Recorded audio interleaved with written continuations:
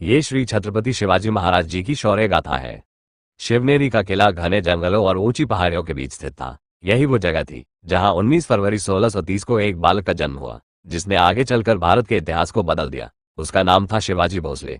उनकी माता जीजाबाई एक धार्मिक और तेजस्वी महिला थी, जो हमेशा अपने पुत्र को वीरता और धर्म की शिक्षा देती थी। उनके पिता शाहजी भोसले बीजापुर के अधीन एक सेना नायक थे, लेकिन अधिकतर समय बाहर रहते थे। शिवाजी का लालन पालन उनकी माता और गुरु दादाजी कोंडदेव ने किया। जीजाबाई ने शिवाजी को रामायण, महाभारत और अन्य ग्रंथों की कहानियां सुनाई।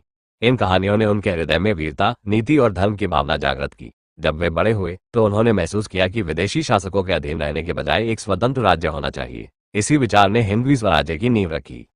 शिवाजी बचपन से ही तेज तर्रार और रणनीतिक सोच वाले थे। वे जंगलों में घूमते, पहाड़ों पर चढ़ते और सैनिकों के साथ युद्ध कौशल सीखते। युवावस्था में उन्होंने अपने साथियों का एक दल बनाया और धीरे धीरे बीजापुर सुल्तान के कमजोर किलों पर कब्जा करना शुरू किया। उन्होंने सबसे पहले 1645 में तोरणा किला जीता। इसके बाद धीरे धीरे उन्होंने राजगढ़, कोंडाना, पुरंदर और अन्य किलों पर अधिकार कर लिया। उनकी ताकत बढ़ती जा रही थी और बीजापुर की सत्ता को यह खतरा महसूस होने लगा। बीजापुर के सुल्तान ने अफजल खान नामक एक क्रूर सेनापति को शिवाजी को मारने के लिए भेजा। अफजल खान ने कूटनीति का नाटक किया और शिवाजी को मिलने बुलाया, लेकिन शिवाजी महाराज सतर्क थे। उन्होंने अपने वस्त्रों के नीचे बाघ के पंजे जैसा हथियार छिपा रखा था। जैसे ही अफजल खान ने धोखे से उन पर हमला करना चाहा, शिवाजी ने वाघंग से उसे मार डाला। इसके बाद मराठाओं ने बीजापुर की सेना को पराजित कर दिया। अब मुगल भी शिवाजी से चिढ़ने लगे थे। औरंगजेब ने अपने सेनापति शाइस्ता खान को भेजा। उसने पुणे पर कब्जा कर लिया और लाल महल में रहने लगा।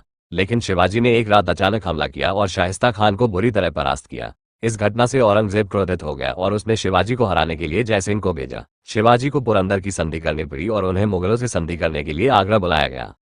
आगरा में औरंगजेब ने उन्हें कैद कर लिया, लेकिन शिवाजी ने वहां से भागने की अनोखी योजना बनाई। उन्होंने बीमार होने का नाटक किया और हर दिन मिठाइयों और फलों के बड़े टोकरों को बाहर भेजना शुरू किया। एक दिन वे स्वयं अपने पुत्र संभाजी के साथ उन्हीं टोकरों में छिप गए। इस तरह वे मुगलों को चकमा देकर आगरा से बाहर निकल गए और महाराष्ट्र लौटकर फिर से अपनी सेना संगठित की। इसके बाद उन्होंने एक मजबूत नौसेना तैयार की और पश्चिमी तट पर विदेशी आक्रमणकारियों को चुनौती दी। उन्होंने सिद्दी, पुर्तगालियों और अंग्रेजों के खिलाफ अपनी शक्ति दिखाई। 1674 में उन्होंने रायगढ़ में छत्रपति की उपाधि लेकर मराठा साम्राज्य की स्थापना की। यह एक स्वतंत्र हिंदवी स्वराज्य था जो बाहरी शासकों से मुक्त था। शिवाजी महाराज केवल एक योद्धा ही नहीं, बल्कि एक कुशल प्रशासक भी थे। उन्होंने प्रशासनिक व्यवस्था बनाई, जिसमें अष्टप्रधान मंडल, 8 मंत्रियों की परिषद थी।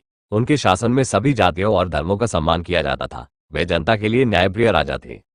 1680 में शिवाजी महाराज का देहांत हुआ, लेकिन उनकी विरासत अमर रही। उनकी रणनीति, युद्धनीति और स्वराज्य की भावना ने आगे चलकर पूरे भारत में स्वतंत्रता संग्राम को प्रेरित किया। उनका जीवन हमें सिखाता है कि अगर संकल्प मजबूत हो तो कोई भी ताकत स्वतंत्रता और आत्मसम्मान को रोक नहीं सकती।